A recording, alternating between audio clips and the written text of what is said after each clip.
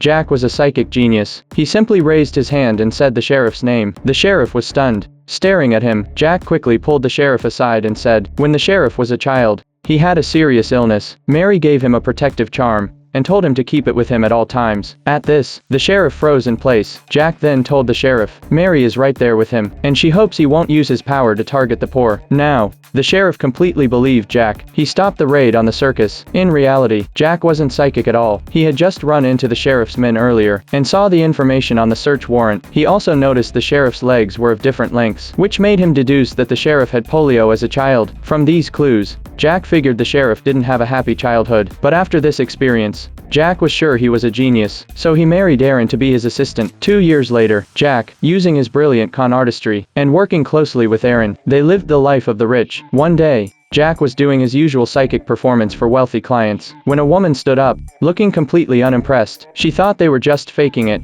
and ripping people off. She raised her bag and started questioning Jack about what was inside. At that moment, Jack took off his blindfold and calmly walked up to the woman. He said there was a gun in her bag. The woman pretended to stay calm, pulled out the gun, and said nothing more, but sat back down in her chair. However, Jack didn't let it go. He walked over to her, continuing to speak, revealing painful secrets from her past. He kept going until he completely broke her down. Then Jack turned and walked toward the wealthy clients. Saying the name of one of them, he placed his forehead against the man's and told him his closest relative had died, and it was his only son. The wealthy man shuddered. Then Jack collapsed.